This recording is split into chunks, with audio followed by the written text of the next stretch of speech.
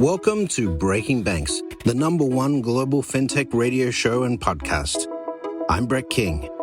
And I'm Jason Henrichs. Every week since 2013, we explore the personalities, startups, innovators, and industry players driving disruption in financial services.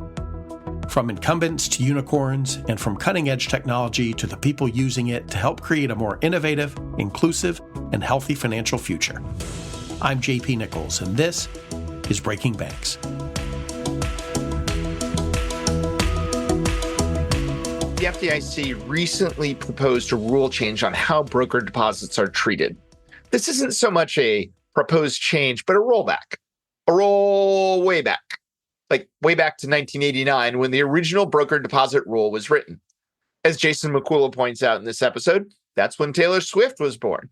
Jason, Alex Johnson, Kiah Haslett are always regulars when we're doing some hot takes. And today, Alex Barrage of Troutman Pepper joins us.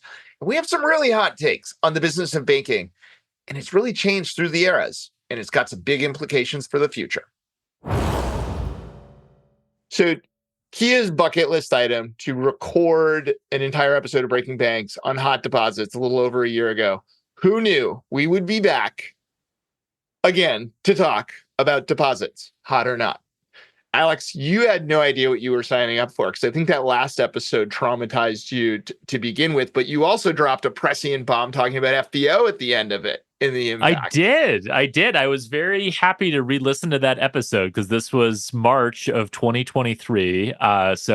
It's not like Bast wasn't going through some stuff at the time, but Synapse had not blown up, and yet I did specifically call out ledgers and FBO accounts as an area that I was concerned about at the end of that podcast. So I will chalk that one up as a win, and I learned more about brokered deposits just listening to you and Kiah rant about it a year ago than I ever possibly could have imagined.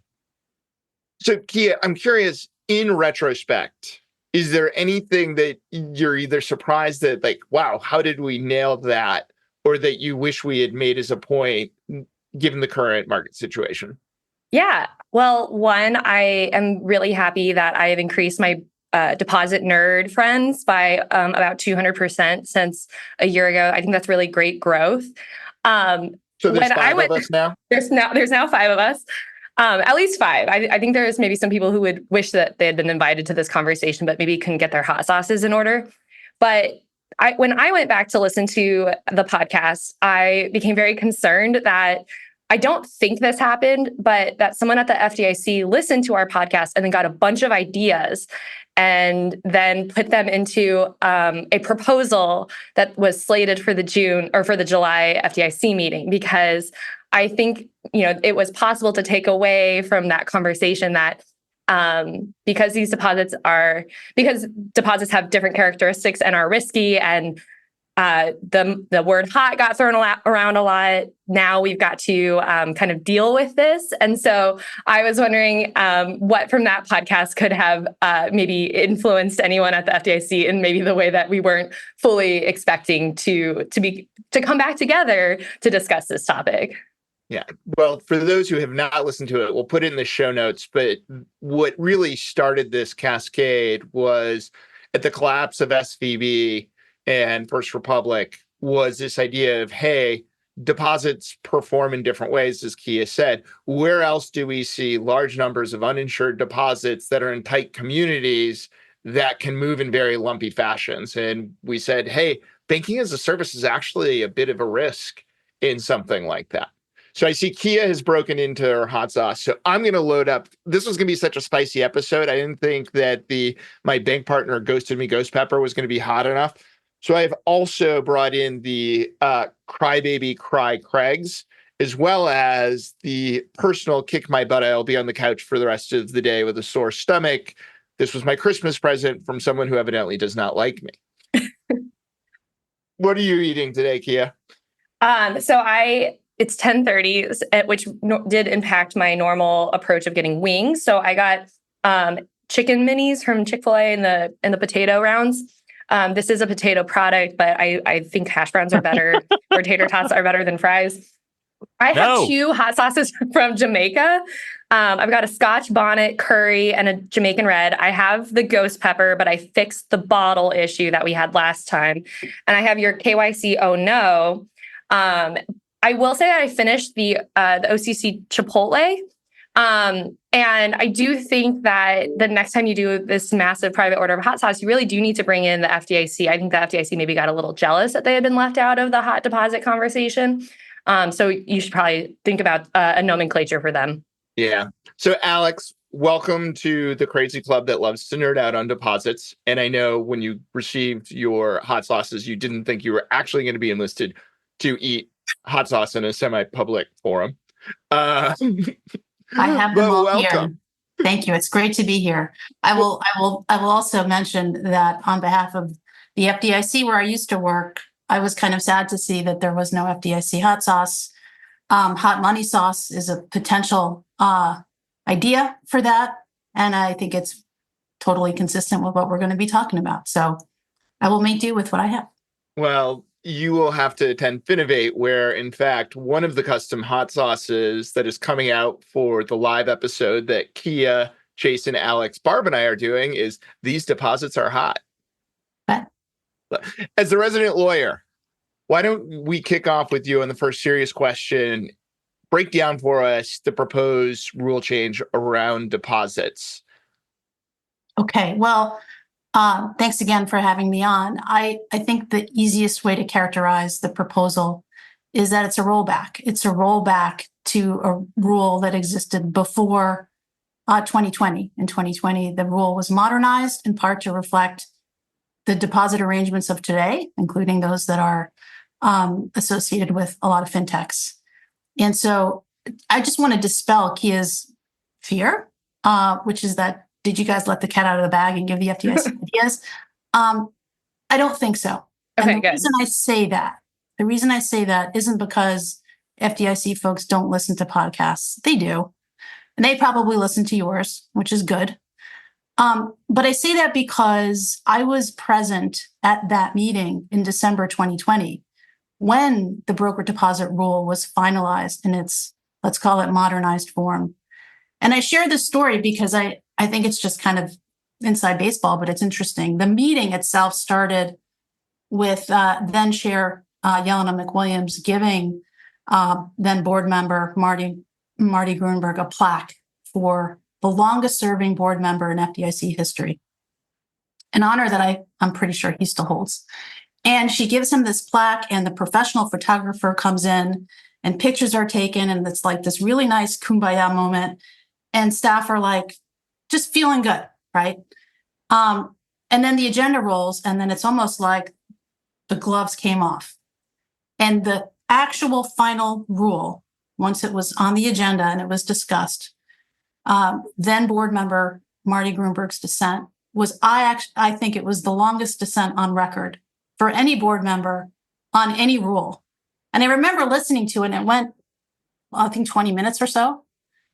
And in that moment, I thought to myself, he really cares about this in a deep way. And I think part of that is because he was around during the S&L crisis, and he was around on the Hill, most likely when FIREA was being discussed.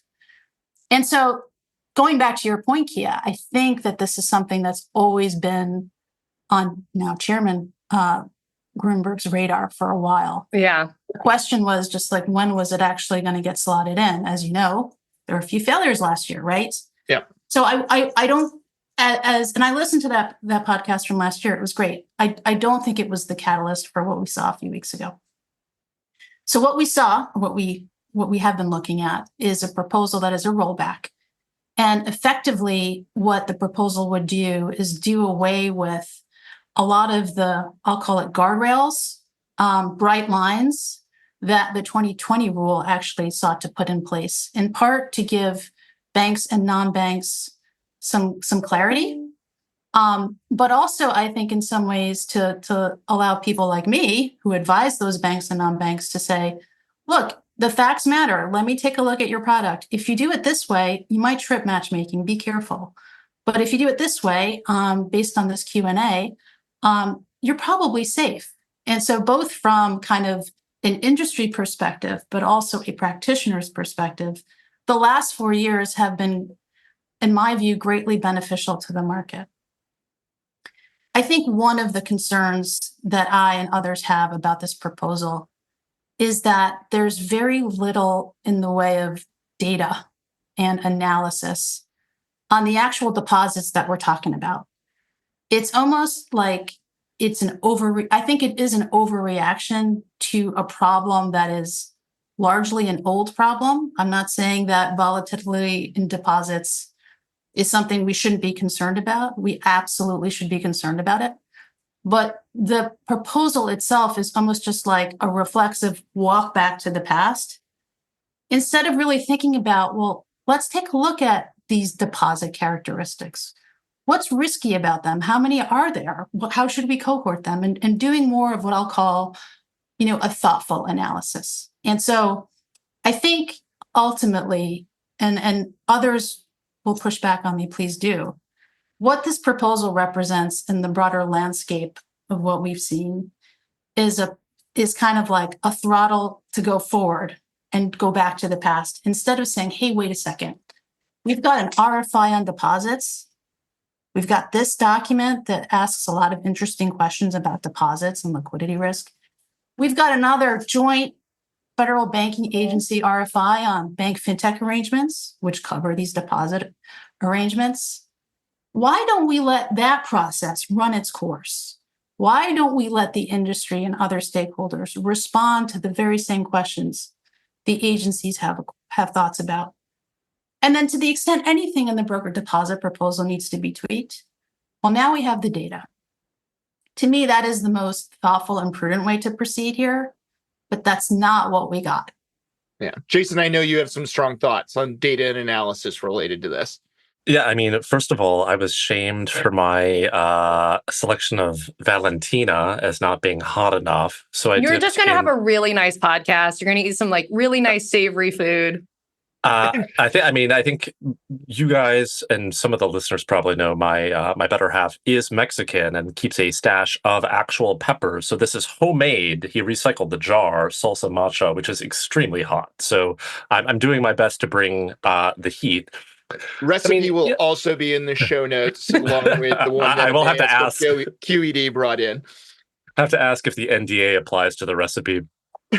No, I mean, I think at a high level, I completely agree with Alexandra, and oddly enough, Chairman Travis Hill is like the broker deposits framework does not feel fit for purpose if the purpose is to understand the level of riskiness of certain types, certain kinds of deposits, right? But at its highest level, it's binary, right? Either this deposit is brokered, and if you're less than well capitalized, either you need a waiver or you can't use it. And there's certain DIF, deposit insurance fund assessment differentials, or it's not brokered. In the reality, and I listened to Kiah and Alex Johnson's podcast this morning, the reality is like these things don't cleanly map one-to-one. And board member Hill makes that clear in a statement. If it wasn't in the FDIC meeting, then it was at the comments he gave to the American Enterprise Institute about a week before. But it's like you can have broker deposits that have characteristics that are higher risk. You could also have certain kinds of broker deposits that have characteristics that are actually stickier and lower risk. And to the point that Alexandra just made and that Kiah made vociferously in the podcast, the Bank Nerd Corner podcast, it's like at this point, like we haven't actually seen material data to inform how we're going about making this decision. So yes, I co-sign these arguments. Yeah, I had a conversation with a bank just yesterday talking about, hot deposits all the time. And they have a partnership with Raisin, which are now being labeled as brokered. Mm-hmm. And they said they are actually stickier than they've done the analysis than a lot of their other deposits that are considered non-brokered. Yeah, I think one of the things that is interesting is the proposal says that prior to the 2020 rule going into effect, there was X amount of broker deposits in the industry. when the rule goes into effect, there was a reclassification of about $350 billion in broker deposits, so a quarter over quarter change without maybe meaningful change of total deposits in the industry. Now, I think that's really interesting because if you looked at today's call reports or, the FDIC quarterly profile, you'd see that broker deposits have been on the rise, and you can probably assume that those are maybe brokered CDs or reciprocals that are above the exemption limit. And it'll be one thing that will be interesting is to see if this rule goes into effect as proposed and these call reports or these deposits get reported as brokered, to see how much the growth in the industry has been. And, I was kind of struck by, reading the 2019, the proposal for the 2020 rule, reading these RFIs, reading the brokered deposit rule proposal to kind of say, like, is this actually the only way we can get data? And what would, I think actually the broker deposit, or the broker definition is kind of beautiful. It's kind of this, like, how in BAS we were like debating indirect and direct for a little bit and the meaning of those words. And I think we all were like, if you're not, there was almost an attempt to reclassify an indirect arrangement as being less indirect and more direct, but not fully direct, like not 100% direct, but like maybe 80% direct. And it was so irritating. And so a broker kind of like saves us from that definition. Is like, is there just someone in the middle of this deposit from the end customer or not, in a way that like the indirect, direct, we don't have to have.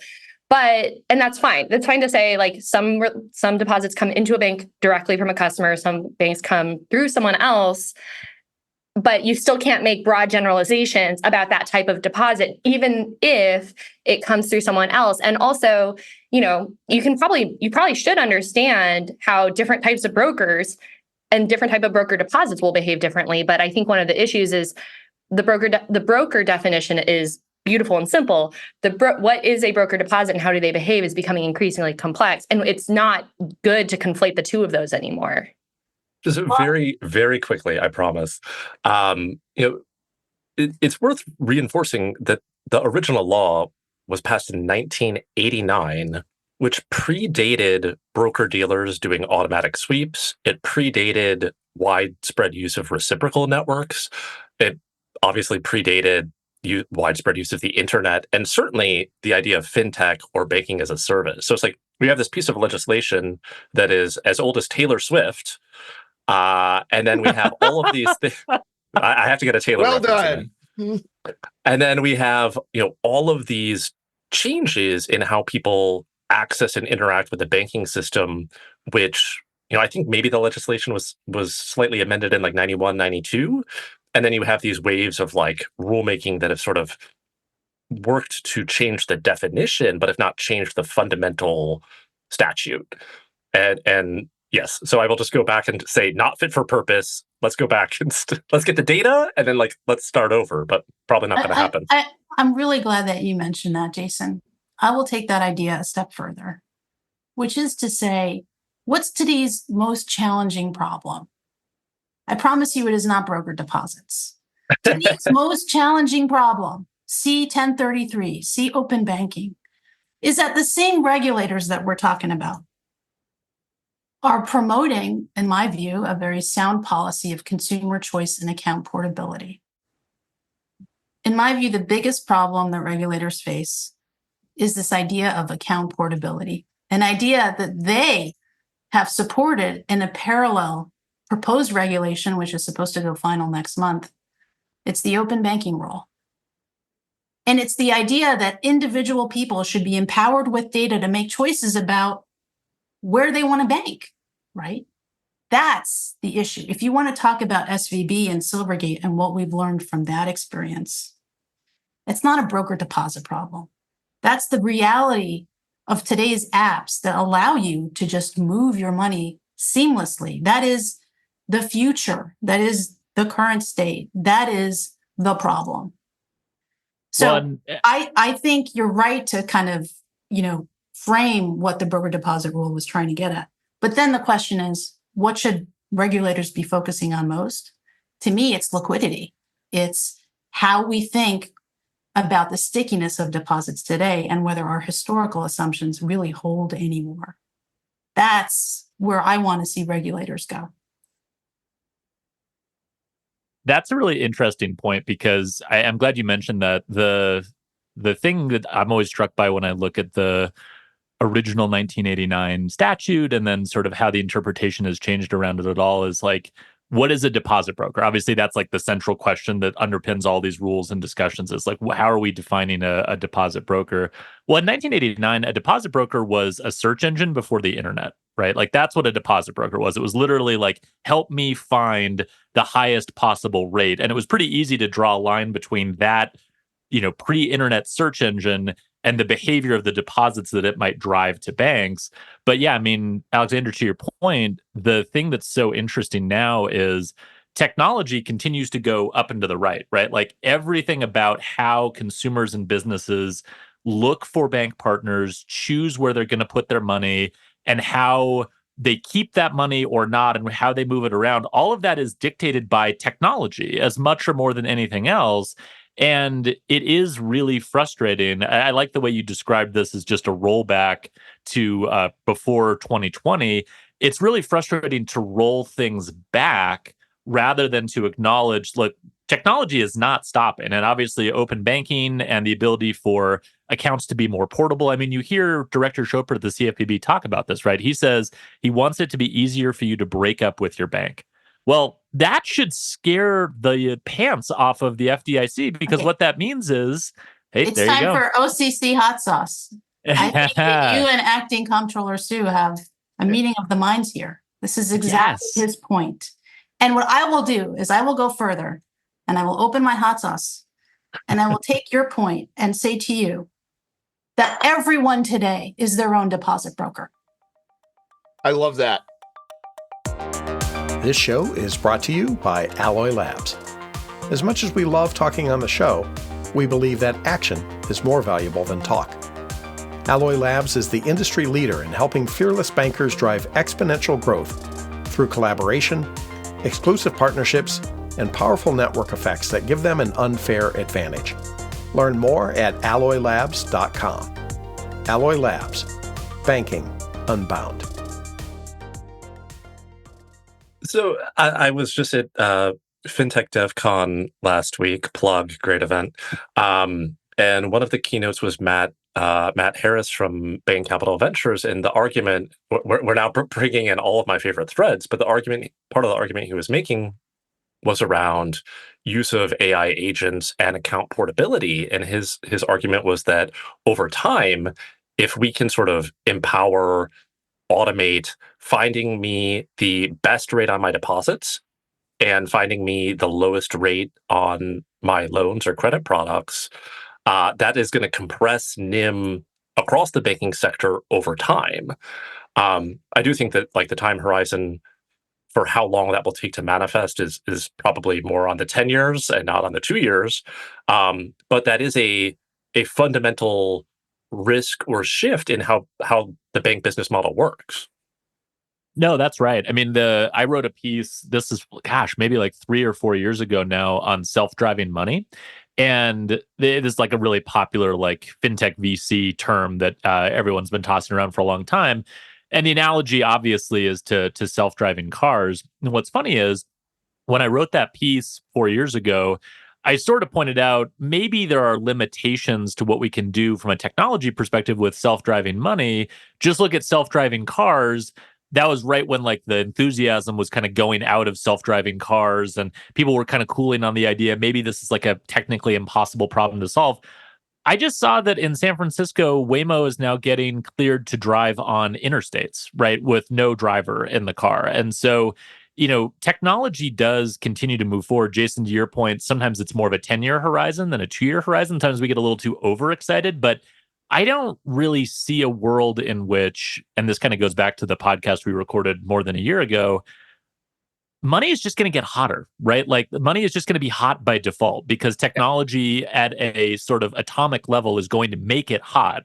And so in a way, and this ties back, Henrichs, to what you were talking about with the bank and Raisin as their partner, I think in a way, how we need to think about this in the future is money is hot by default. And the question is, are you delivering a product or an experience, either yourself or through a partner, to a customer that is causing them to choose to irrationally keep their money with you when otherwise you would want to just make it as portable and chasing rates as possible, right? And so it's almost a complete inversion of the old way of thinking about it, which was all money is stable and sleepy and quiet and doesn't move by default. Except for this hot the broker money. And deposit, so, yeah. So like broker deposits was built on this assumption that all money is stable and sleepy by default. This category of money is dangerous and hot, and we need to be careful. I think in the not so distant future, money is going to be hot by default, and the money we're going to be looking for and probably valuing more is the stuff that actually is a little bit more stable or slow moving. Well, So you're saying deposit. We all wanted to global talk. warming? We're all waiting for Alex to be done talking. Well, I mean, I get to jump in on this part, right? Because I think the piece you wrote 2 weeks ago on this, Alex, is you don't want to acquire customers. You want customers to acquire you, was That's spot on, right? Like that within the Alloy Labs product channel, all the bankers love it, right? On the product discussion, because it's true. And if you don't deliver some sort of value, the money is chasing rate. From, I think you were in the room for part of this, Eric Scher from Sunrise Bank at our annual member meeting, Kiah, and makes the point. And for those who don't know Eric, has a very dry delivery. He goes, relationships are the most important thing in community banking, unless real money's on the line, right? So in this new world, where hot money is all money, I think there's an interesting corollary to how banks, and I would also say fintechs, will react to that. Aren't they incented in that new world or in that current world to do the kinds of things to keep those deposits as sticky as possible and to manage their liquidity risk? And isn't that good, right? And so if I'm thinking about just the current problem, the biggest problem, how might banks and non-banks do that? I think that's connected to both Alex's idea and Jason's. I'd love to get your thoughts on that. I mean, one thing that I've been thinking a lot about is someone made the point that in a rising rate environment, deposits just become less stable. Deposit betas increase. I actually would really love to read a revisitation of the paper of deposits being the hedge, right? And I do think that we've seen banks reach towards term money more just from like a liquidity mix perspective. I think the funding mix is going to have to be more term-based, which might mean more rate-based, which, Jason, I think Henrichs worries a lot about NIMs and NIM pressure because obviously the thing you exchange in exchange for the term rate, the term is the rate itself.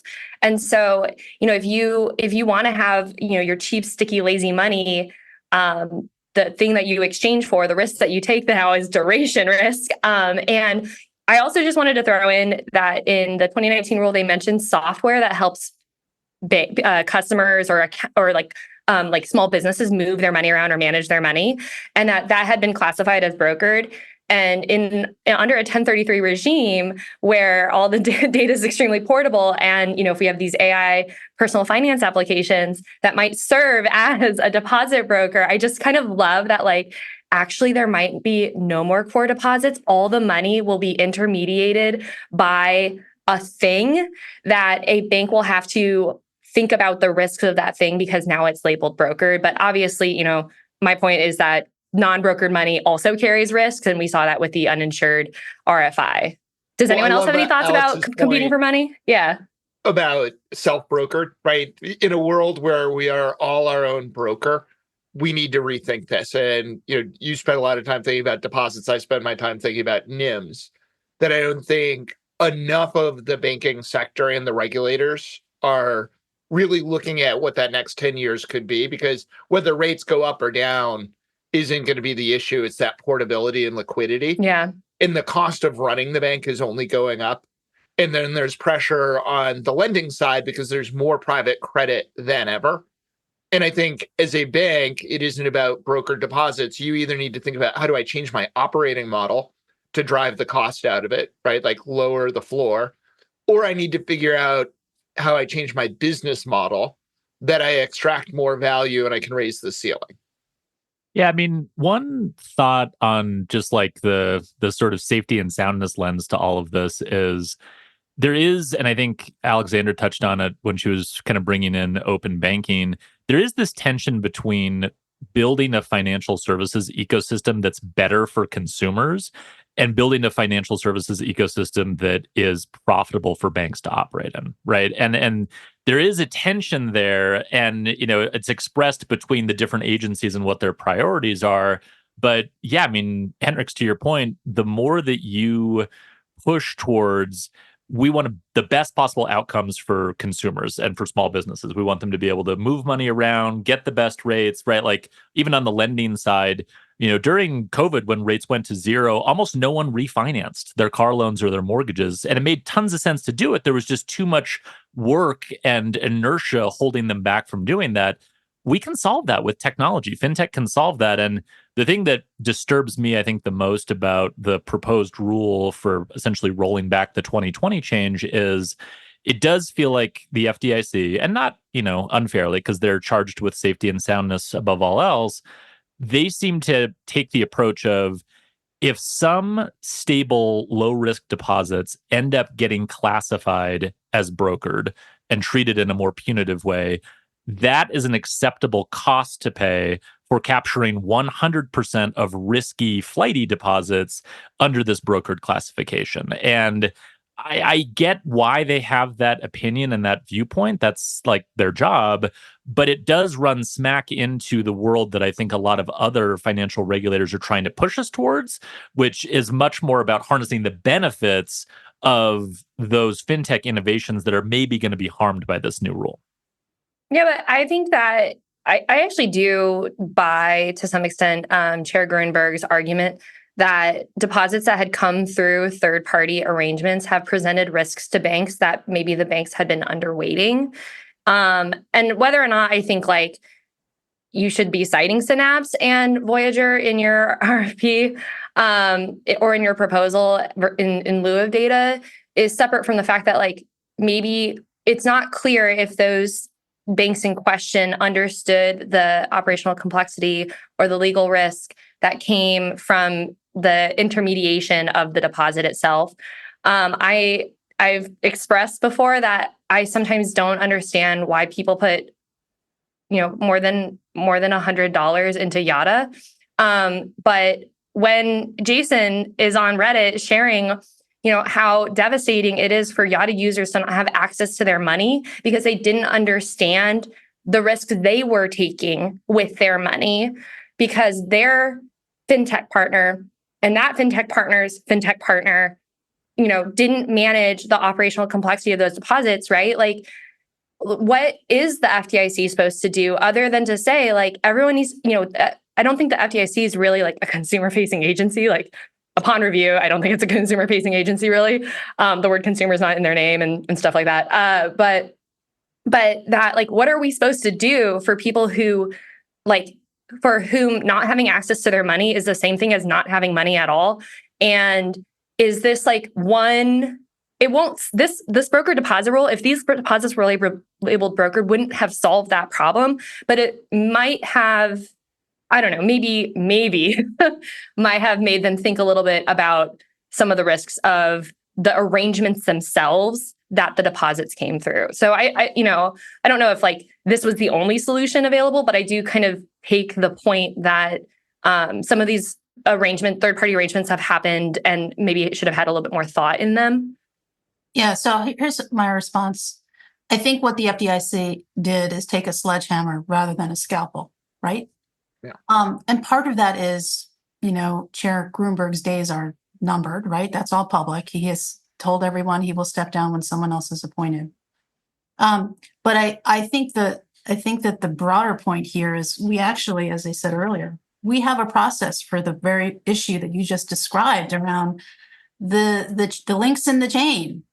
right? See Acting Comptroller Michael Sue's speech at the Exchequer Club. That's the process to kind of set the foundation for what might come after, either supervisory or guidance or regulatory, for how we deal with the very problem and the very obstacles that you just described. It's, and it in my really view, does it's need not by that. taking a sledgehammer to a rule. Yeah. And it does need that scalpel and level of nuance. And one of the things I liked about the OCC's RFI is they finally have acknowledged that fintech and banking as a service are not synonymous. And they actually went in and, have a sentence defining that, and that there are in fact 6 different models, that they capture around this, that is what the new world needs to account for, is the level of nuance that goes into how these operate, and each have different sets of risks that need to be controlled for. I do ask the question, I mean, there's like the scalpel versus sledgehammer, and then in this specific instance, is this essential reversal of the 2020 rule, will it actually change anything or make anything less risky?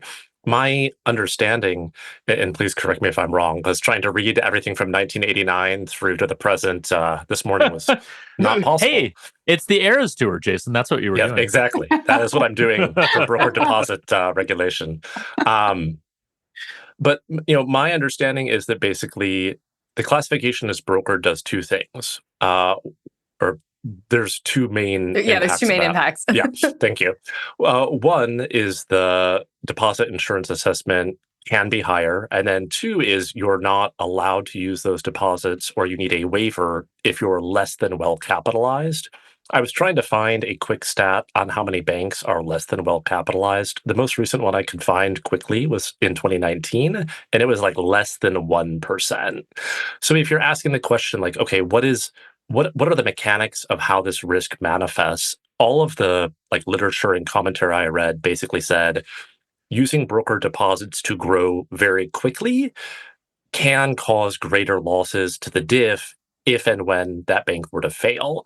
And then particularly if a bank is less than well capitalized and is trying to grow out of that hole by using broker deposits. I mean, one of the items I read, and I'm honestly forgetting which policymaker this came from, I think it was in Travis Hill's statement, was around, hey, if this is the risk we're trying to control for, does it make more sense to have some sort of growth cap for banks that we are deeming risky, rather than trying to use this sort of roundabout way of saying, well, you can't use these kinds of deposits, but I don't know, maybe go over to this listing service and offer a high rate, which maybe you have an online bank that offers a high rate and you can turn it on and off whenever you need. Which might have a similar level of risk, but because it's classified differently, you're not going to be blocked from doing it. You can actually end up in a position where you're self-brokering. Different definition than Alex is in this case, right? So at first Marblehead, because we were paying, private student loans that were 16 to 18% that were being securitized, so had no duration risk, right? We could pay top dollar for those, our high yield money market. Except then the FDIC came in and said, whoa, you're paying such a higher rate than other banks. We think those are now risky deposits because you may lower your rate. I'm like, okay, but that risk is fully within my control.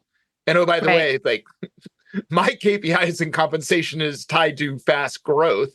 So I am not lowering my rate.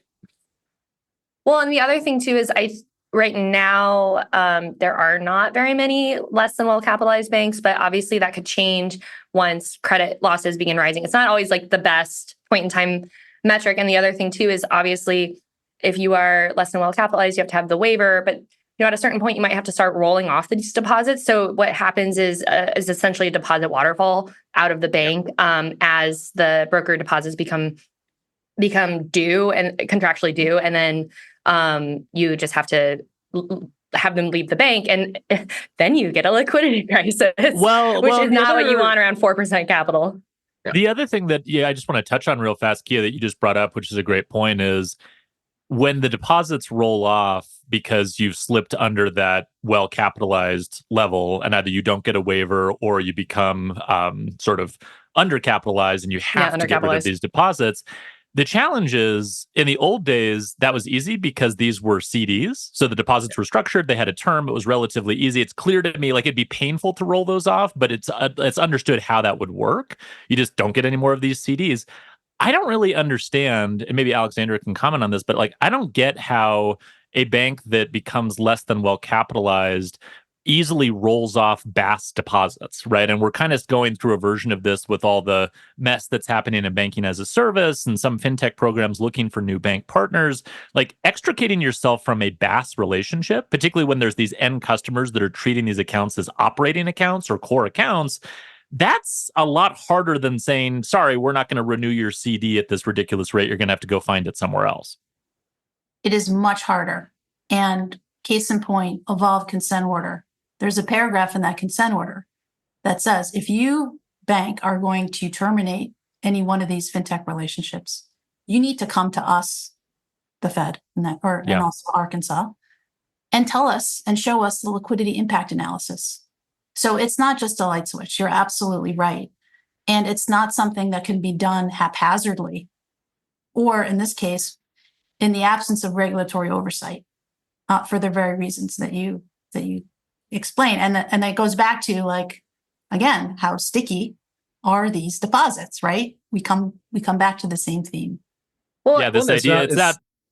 Go ahead. It's not just the liquidity aspect, which is obviously very important, but to Alex's point, also the operational aspect. If you're using the Evolve example, if you have 50, 100 fintech programs with debit cards and people using them to get direct deposit, getting rid of a bunch of brokered CDs when the term comes up, I imagine, is operationally relatively straightforward, and there's an understanding of how that process works. Trying to get rid of a bunch of fintech programs when customers are using those for their day-to-day expenses to get their payroll is much more complicated.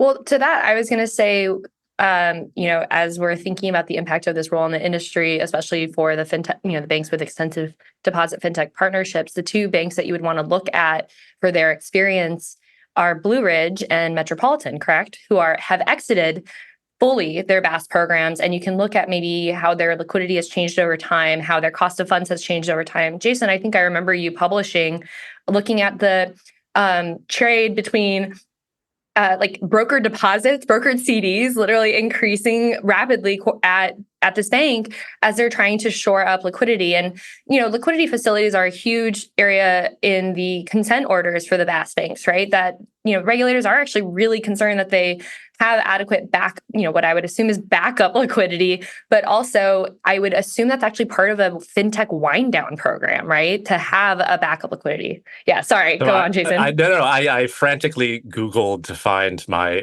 remember Googling to find your work. That's very relatable. It's very sad, yeah.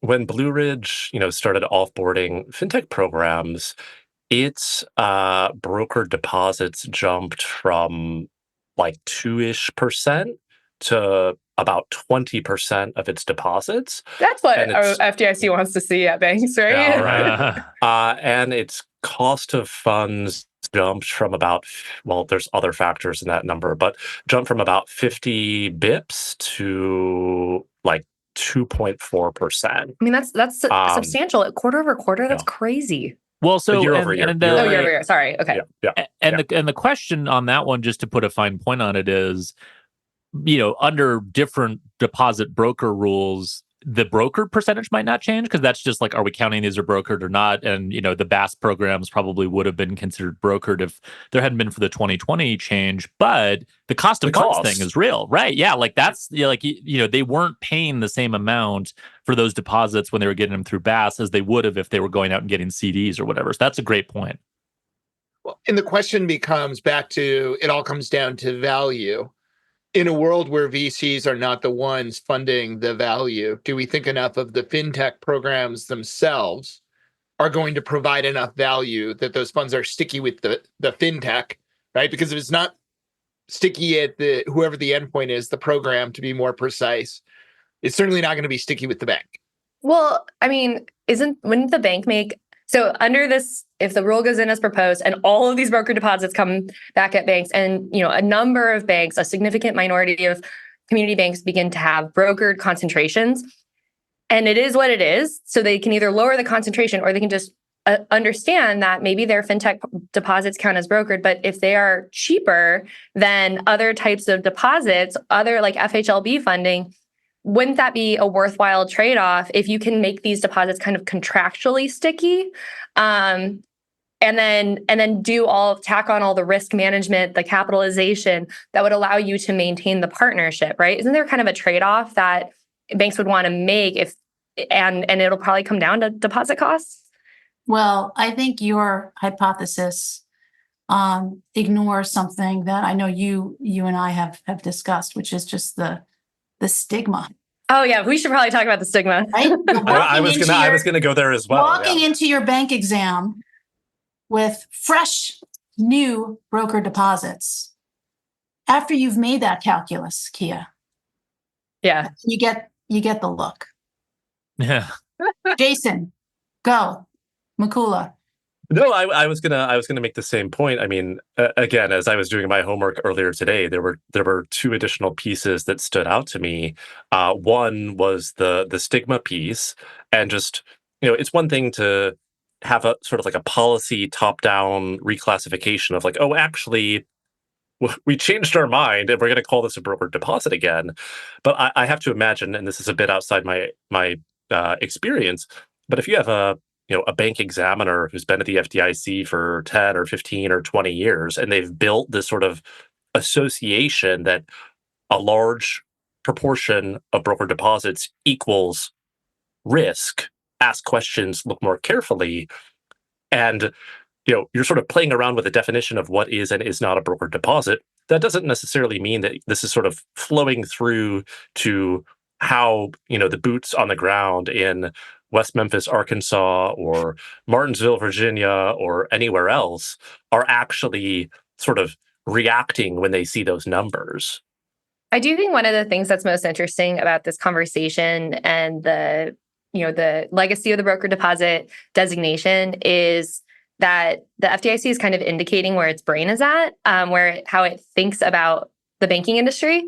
And when one of the things that I think is so frustrating is when you're I'm very skeptical about VC entrepreneurs and fintech innovators and disrupting banking. That makes me roll my eyes. But I too can acknowledge that banking is very, very different from 1989. And I think one of the real dangers here isn't maybe the rule going into effect and then all the tack on impacts. It's that I think about banking differently than my regulator does. Or my examiner does. And my examiner has this legacy mindset, and we just understand the industry differently. And one of the things that I was thinking about, Jason, with your unintended consequences is, does the FDIC even know what risk looks like anymore? Thinking about, when we talked last year, we were talking about uninsured deposits, which I think in all the OIG memorandums indicates that regulators thought these were like really good deposits and they were indicative of large, significant customer relationships who really liked their bank. You could see on all the CAMELS forms that the liquidity was highly rated, like in that category, the L category.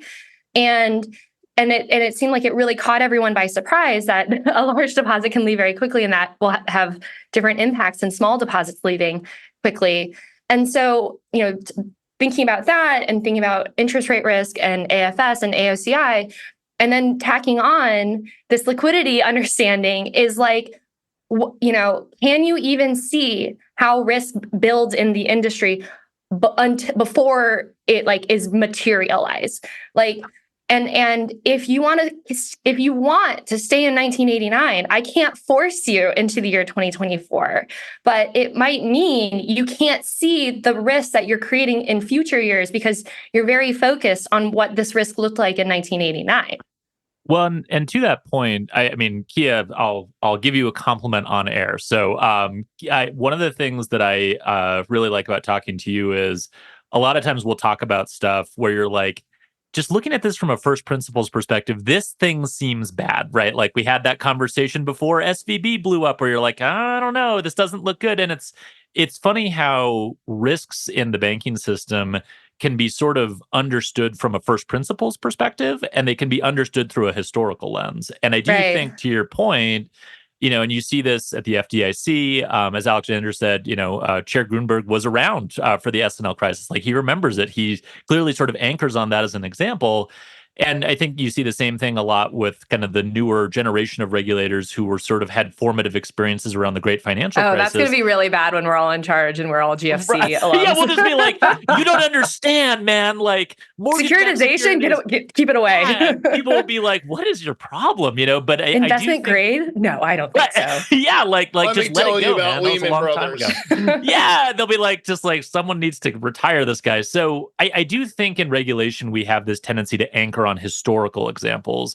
But again, as we've been talking about, all of this stuff is so subject to technology and to changing consumer behaviors and attitudes. And, 1989, interstate banking wasn't a thing. So there's just all of these changes that happen where the first principles, the basic sort of physics of banking change, and those historical examples become a lot less useful. So I think that's such a good point about how we need to adapt our thinking moving forward. Well, in playing back on SVB, one of the stories that themes we had picked up on that's come out of some of the OIGs, SVB was really a PR failure, right? Like, I will still stand by that, which is when you drop a deck that says, hey, we're going to take some losses, but it's okay, we're going to raise capital, after hours in your PR team, isn't available to answer questions on Twitter, right? Like, that fire just raged out of control. Yet nowhere on an exam have I seen, an examiner say, hey, do you have exposure to, whether it be, large groups of entrepreneurs that are in Slack and WhatsApp channels together, or, right? Like, that's a forward-looking risk, not a backwards-looking risk. And unfortunately, I think the takeaway we have is large numbers of uninsured deposits equals bad. Wrong lesson. Well, and I don't think we have enough time allocated to talk about how things like FedNow and Clearinghouse RTP, again, not today, maybe not tomorrow, but in 2 years, 3 years, 5 years, could take what happened at SVB over the course of a couple of days and make that a couple of hours. Yeah, if I could just quickly wrap up and respond to Kiah's point. We obviously come from different perspectives, right? I think your view is exceptional. And all of you guys, non-lawyers, are just like brightening my day. But I would be remiss. As you write your comment letter, as you're like the only person on this podcast who's going to write a comment letter to the FDIC. Don't tempt me. We'll see. We'll see. I would be remiss if I didn't say with a completely straight face that this proposal would have significant impacts, not just on fintech, but also banks and consumers. And the problem is we can't really quantify that because we don't have the data, but we have all the signs. Yeah. And I would urge folks who are listening to this, regardless of kind of who they are, to comment and to think about the impact of this, not just on themselves, but on their businesses. I think it is a big deal. It's why I'm so passionate about talking about it with you all. I think that is a great way to wrap. Alex, thanks for joining us. Hope you enjoyed your hot sauce as much as we did. I kept blowing my nose while I was muted. I don't know if you guys saw. I was like, I promise I'm not being emotional about this. The Chipotle napkins came out with my nose running because I had some ghost pepper stuck. But yeah, I think that's the great place to wrap, which is the unintended consequences. Those who are going to lose are likely to be consumers, right? At the benefit of, okay, we've stabilized the system, as Alex pointed out. Like, great. We've captured 100% of this risk, but at what cost? And it's a backwards looking, not a forwards looking approach. Well, thank you all for joining. And we have deposits. This time next year, right? Actually, I think this is going put it on to the be calendar. The Eras tour of deposits. That's where we're headed with this one. And see everyone at Finovate. Yes. See everyone at Finovate. Brand new hot sauce is available for listeners. Yeah. That's it for another week of the world's #1 fintech podcast and radio show, Breaking Banks. This episode was produced by our US-based production team, including producer Elizabeth Severance, audio engineer Kevin Hersham, with social media support from Carlo Navarra and Sylvie Johnson. If you like this episode, don't forget to tweet it out or post it on your favorite social media, or leave us a 5-star review on iTunes, Google Podcasts, Facebook, or wherever it is that you listen to our show. Those actions help other people find our podcast, and in return, that helps us build an audience that can be supported by sponsorship so we can continue to provide you with our award-winning content every week. Thanks again for joining us. We'll see you on Breaking Banks next week.